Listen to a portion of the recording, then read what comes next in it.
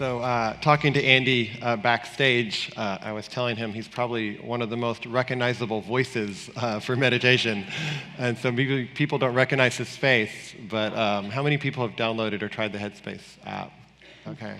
So it's like more people are introduced through meditation through Andy probably than anyone else, and he said that was a little humbling. I said I don't know whether it's a good thing or not, but I'm happy. Yeah, so I thought one really nice thing to start would be to lead us in a short meditation, if you're open. Would you like to? Yeah? Okay. All right. So we'll do a short one. So I don't need to ask. I think I'm pretty sure everybody in here has done some meditation before. Even if you haven't, don't worry. I'll talk you through it. So yeah, take a moment to get comfortable. So I recommend you just uncross your arms and legs if they're crossed. And just take a moment before you close your eyes, before you try and focus or do anything else. Just take a moment just to sort of settle the body. Keep the eyes open and just looking directly ahead of yourself, just finding a soft gaze. So it kind of takes in the whole space around you, so you can see either side of you, above and below. And just maintaining that very soft focus. Just take a big, deep breath, breathing in through the nose and out through the mouth. And as you breathe out through the mouth, just gently closing the eyes.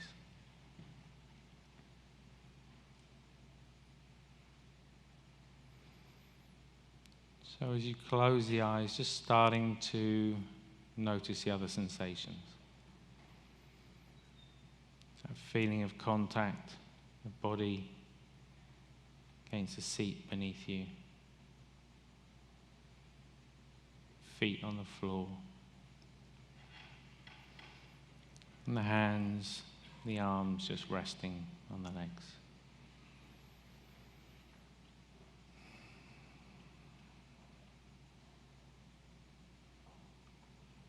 Just noticing the different sounds around you. So just settling into the space.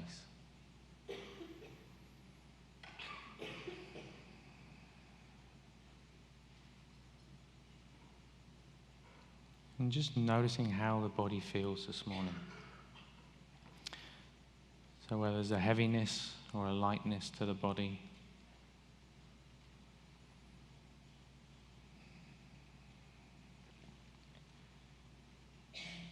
A sense of restlessness or stillness.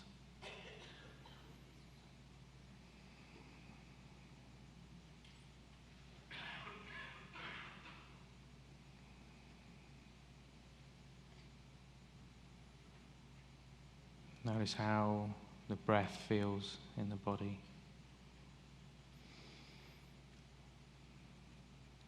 Again, not trying to control anything, just watching the natural rhythm of the breath.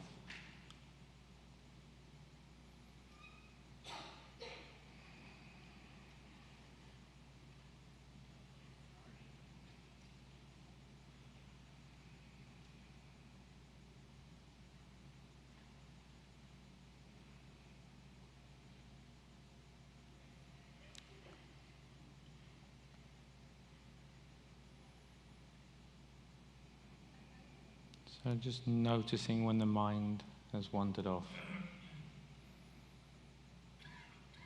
The moment you realize it's wandered, just gently coming back to the breath again.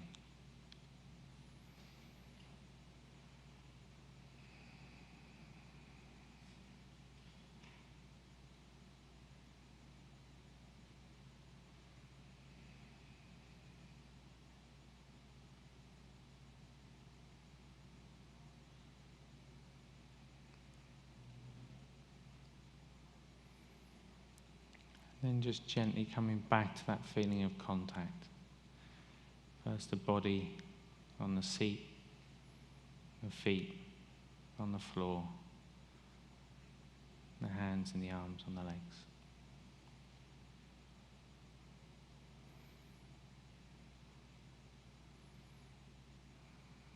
And then when you're ready, just gently opening the eyes again.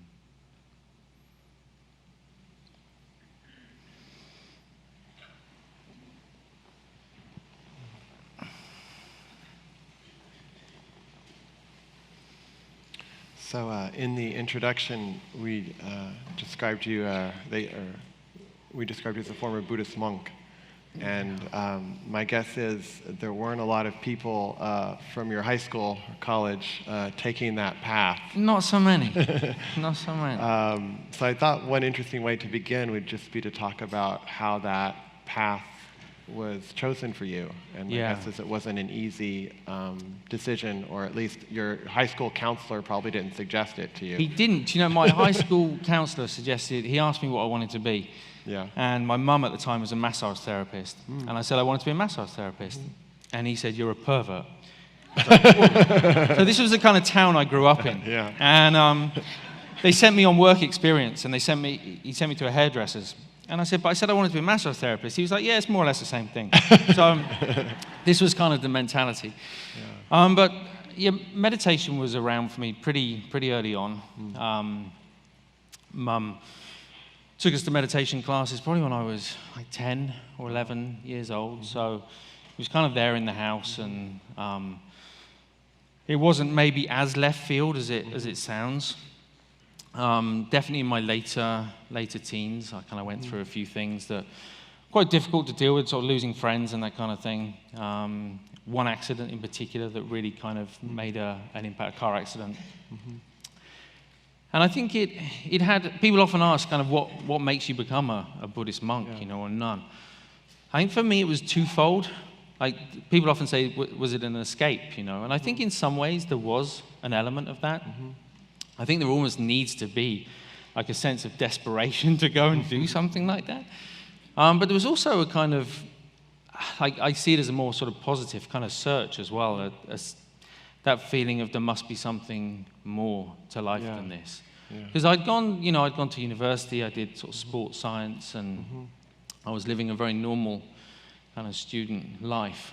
And yet at the same time, it wasn't really kind of nourishing, it wasn't fulfilling in the sense that I thought it might be. So I just kind of thought one day, as one does, I should go and be a monk. And a lot of people have that thought. I mean, yeah, right? People... We've all experienced it at work one day. But as strange as it sounds, and because it really was like that. It wasn't, there was no, I can't say it was premeditated. There was no kind of list of pros and cons of being a monk. There was no discussing it with my girlfriend at the time. Or I'll be a monk for 10 years and create an app. Exactly. Nothing, no grand plans like that. I had a really strong, let's call it a feeling one day. You know, people talk about callings, and I really felt like that was what I had to do. And I kind of honestly didn't know how to live another way. I felt that was the only choice I had in that moment. Then did you have hair at the time? You know, funny you should. I reckon I'd shaved it off about a month beforehand. Oh wow! Not in preparation. I think I was just going through that phase. Yeah. And trying out different hairstyles. And so I was pretty much ready to go. That was Yeah. And can you tell us a little bit about the training you underwent? You were with both the Tibetan and the Theravadan tradition? Yeah, so I trained in the Theravadan school kind of first, which again probably most of you know, but sort of Southeast Asia. The Burmese kind of school, the Mahasi Sayadaw tradition was what interested me in particular. And life as a Burmese monk, it was pretty strict, you know. And I'm not suggesting that Tibetan's not. It is, but there's a different kind of approach, you know. And so you do a lot of meditation. And not much else happens. So my own, you know, as you get up, you meditate, you go to bed, you know. It's quite an austere sort of lifestyle. And you did that for several years? No, I did. I trained in the Theravadan tradition for about five years. But you train first as a lay person, then as a novice monk. Okay. I took full ordination in the Tibetan tradition, in northern India. Okay. And look, they're different approaches, but same essence. It's always the same essence. It's awareness and compassion. And I just felt that for me there were some aspects of the mind, the heart, the mind that I hadn't necessarily explored or approached in the way that I felt would be helpful. And I happened to meet a teacher from the Tibetan tradition And my friends always joked about me sort of, they see Buddhism as kind of football teams, so the different colors, the different kind of, because my friends, like they say, small hometown kind of, you know. And they're like, hold on, you've gone from the orange team to the red team? Like, what's happening here? So I became a Tibetan Buddhist monk. And got traded or... Exactly. They didn't want me anymore. They just moved me over there. And I spent sort of 5 years kind of then studying now. I think... And did you is this true that you lived in Russia? You taught meditation in Russia for 4 years? I did, yeah. I was in Russia for 4.5 years. As a monk? So 2.5 years of that was as a monk. Okay. And there aren't a lot of Buddhist monks in Moscow. I didn't think so. I found out. Okay. It was a very interesting experience. So when I finished a period of training at the monastery, they asked me to go and teach it in the meditation center there in Moscow.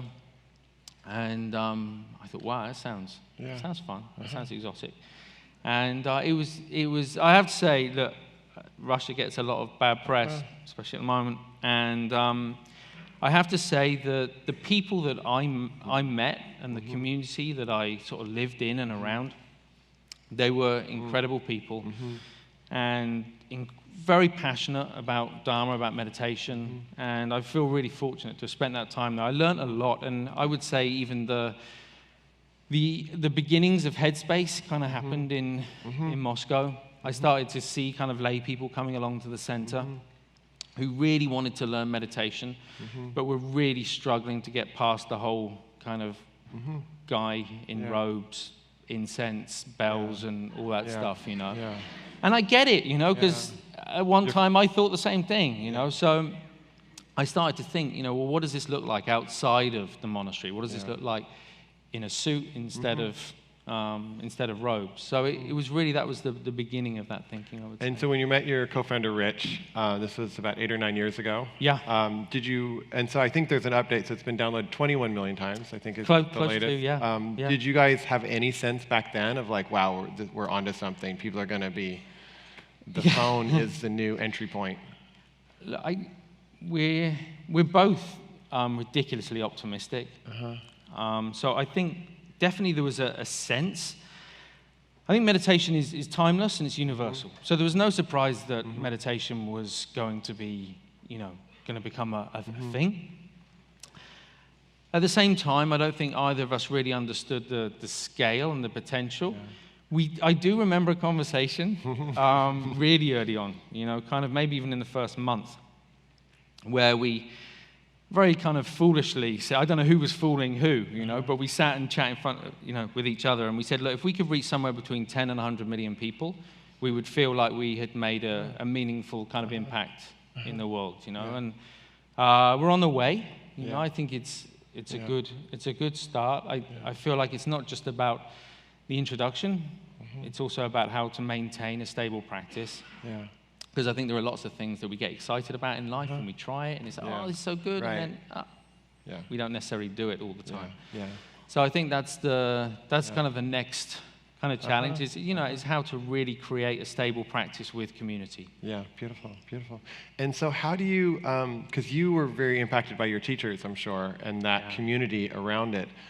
There's been, and not just the Headspace app, but some criticism of all kinds of different apps. It's like, it's great for on one level, but people need a teacher, they need a community. How do you see that? Do you see that Headspace introduces them in a way that then they can look to their local community, or do you see the app actually can provide that in a way that somebody can watch a video, or like there's Vipassana retreats, right, where you just watch Goenka on video. So how do you see the technology part and the in-person part? It's interesting. You know, I heard. I will come to that. There was a. So I was telling someone last week. The abbot of my monastery, former retreat master, came and spent a week with us at Headspace, and it was really kind of inspiring. And we were talking about the different retreats. And at the monastery, they're different. They have like a 1-year retreat. They have a 4-year retreat. And if any of you are interested, just let me know. And the 4-year retreat from the pool this time. So there was one particular teacher they wanted to teach, and he couldn't kind of come.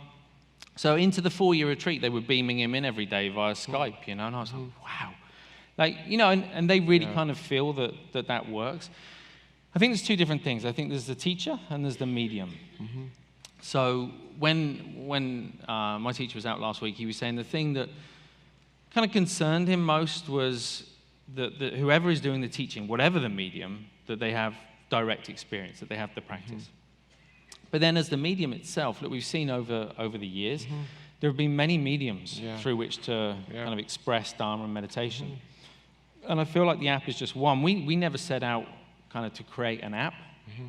We, at first... You're doing events, right? Yeah, right. So Rich kind of...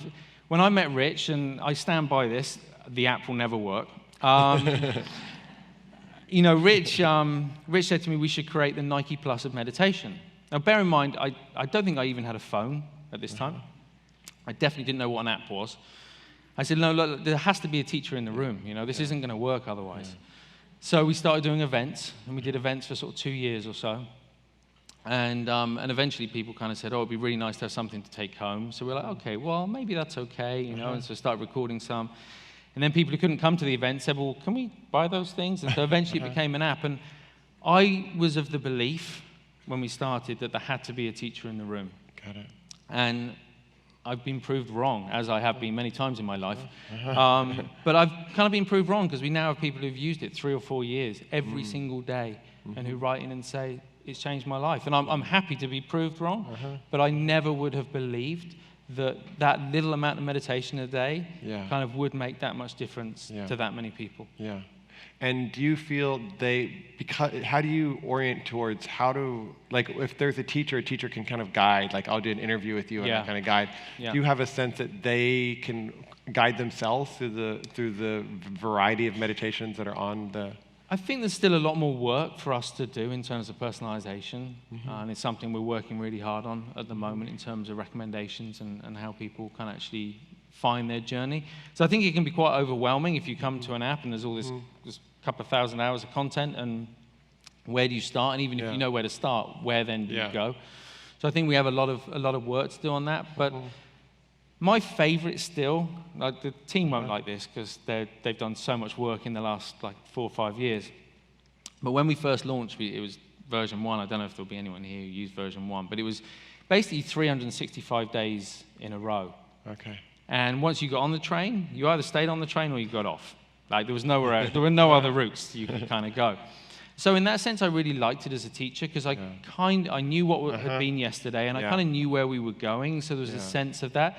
So right now, and then we kind of went, okay, but people don't want to wait 6 months until they talk about relationships because they're struggling with a relationship right now. Yeah. So we moved to a kind of more modular thing where people could choose.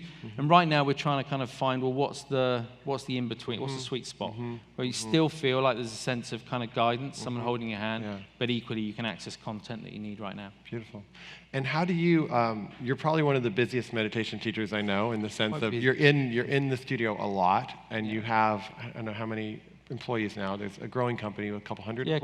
Yeah, a couple hundred, Your life, though, as a monk is committed to, like, it feels like who you are as a person, committed to meditation, to silence, to how did you get, do you ever wonder, like, how you found yourself in this position, and how do you maintain your own practice with all this seeming responsibility that you now have to the company and to the community?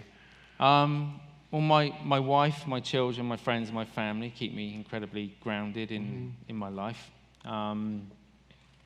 Yeah, I definitely never kind of envisaged this happening. Certainly neither Rich or I. I remember when we started, we said, okay, well, we'll do something, but we'll never have more than 20 people in the team. Because we don't want to become this big company. And then it was like, okay, well, we had 25. We're really going to need a few more people. Okay, so let's cap it at 50. And this has kind of continued. I think, you know, we've tried to kind of be really careful how we've scaled, and sometimes, you know, I think it can appear as though we're moving quite slowly. I know to some it will feel like we've moved really fast. To others, like we're moving quite slowly. We're just trying to kind of do it right and thoughtfully. I think the way we stay grounded as a team, and I think having my teacher here last week was a really important kind of part of that, was just to stay rooted in authenticity. You know, I'm not interested in kind of developing, even if it reaches hundreds of millions of people, an app which is just kind of, you know, throwaway. Like I want this to lead to kind of meaningful change in the way that the techniques were originally kind of designed for. So we're really kind of passionate about just always going back to the monastery. And I don't mean physically, but in our work. And we do that in our customer service team, we do it in our product team, in our design team. Even the colors in the app all come, it's a simple thing, but at the very beginning it was like, they're all the color palettes from the Tibetan tankers. And like every single thing in there, there's a pretty good chance that it has its root in the monastery kind of somewhere. So I feel like as long as we stay true to that, and as long as we stay true to, we have a very dedicated science team kind of now who I feel like it's really important. There are some pretty big claims being kind of made. I'd like to stay clear of those. And so we have a science team that are dedicated to making sure that if we do pass on any information, it's not, look, meditation can do this or mindfulness can do this. It's like, in a study, this is what we found. It may have that impact. Right. It may not. That's kind of not what meditation's about. It's about understanding the mind. It's not about fixing something. So I feel as long as we stay true to those values and ideals, then we'll stay grounded in our work. And what do you feel like the heart of the practice is to you? You had said before about awareness and compassion. If I can get one thing across through this app, is it that, or what do you feel like if we put that message into a soundbite? The tricky, and I will give you an answer. The tricky thing about it is wisdom and compassion are inseparable. Yeah. And I think some teachers will focus more on one, on awareness, others more on compassion. I do think if we practice one with integrity and honesty, then inevitably we discover the other. I feel the thing that is missing most is compassion. So that's probably what I lean more towards in my teaching. Is what self-compassion, compassion to other, all of it. The whole thing, the whole compassion thing. It was what I felt I missed most in my early years of training, and it's what resonated most when I became a Tibetan Buddhist monk. So for me, that's probably, I'm a bit biased, obviously, but that's the thing I try and kind of lean towards a bit more. Yeah, and so it's interesting because I think we both started in the mindfulness world because I met you back, I think Wisdom 2.0 was starting actually right around when Headspace was also starting, so we were kind of tuned into a similar frequency. And since mindfulness now is popular, and it's in some ways, I don't know if it's a big business, but there are very successful businesses that are now doing it, and some I think with a lot of integrity, some with less integrity. As this movement, or if you call it a movement, but as this interest grows, do you have any thoughts on how it can stay kind of to its roots, which I think there's a roots of generosity, and so once you get economics into anything, conferences including, it creates more complexity. It's not that it's wrong or bad, and I think that's something that I have a lot of questions about, and I don't know if you also, like, what's free in the app, what do we charge for, how do we, if we really want people to learn compassion, how do we make that as accessible as possible? At the same time, I find that when I pay for something, I actually use it more. Yeah. And so how do you have some thoughts on how you guys find that balance, or is it still an open exploration? It's a minefield for sure. I think, so we have our philosophy at Headspace, and I'm not suggesting that is the right philosophy. It's just the one that has developed and that we feel comfortable with. We actually started out as a not-for-profit. That didn't give us what we needed at that time in the UK and the way that not-for-profit works. I think there was also something interesting about, I don't know how it is here in the US, but charities in the UK are a little bit old and stuffy, and they're not necessarily kind of seen as, up with the times. And so we kind of very deliberately kind of made the intention to do that. In doing that, we had to kind of find another way of making it available for those people who couldn't afford it, couldn't pay for it. We went down the supplying NGO routes and having a freemium model where there is always something free on the app. I think there are many, many different kind of models to choose from. Again, I'm not suggesting one is right and one is wrong, but I feel like it's up to us actually, and I mean all of us. I mean as whether it's as teachers, whether it's as advocates, whether it's as consumers, like we should be really interested, not in the cell, not in the wrapper, but like who are you going to trust your mind with? If you go into a hospital, You don't want a doctor who's just read a book about heart surgery. You want a doctor who's done heart surgery. Yeah. You know, so you should be we have a joint responsibility to hold those people to account and to ensure that they're teaching us something authentic. So that would be my feeling. That's great. So that it's actually the responsibility of all of us to assess the quality of a teacher and a teaching. And look, again, because I'm not so involved in the business side of things, I can say this. I really encourage people, use the free bit. Don't pay for it. Use the free bit. Find out for yourself before you make any kind of commitment. We had someone who contacted us. So they've been in the Olympics, in the Rio Olympics. And they've been part of a team, and they'd won a gold medal. And she wrote to us, and she said, I feel a bit cheeky kind of asking this, but for 2 years I've been using Take 10, because it's the free bit. Yeah. And we've just won a gold medal at the Olympics, and I wondered if I could have a subscription. Which is $9.99 a month or something. Yeah, exactly. Yeah. And one, I couldn't believe that it hadn't been made available kind of to that athlete. But also, it was really heartwarming and reassuring for me to know that somebody could use that again and again for a couple of years and still get real benefit out of it. Yeah. So, yes, there are lots of different themes and contexts to explore within the app, but also, the essence of mindfulness is found even in the most simplest kind of short technique. So don't necessarily, think that you have to go further. There's something there even in that bit. Beautiful.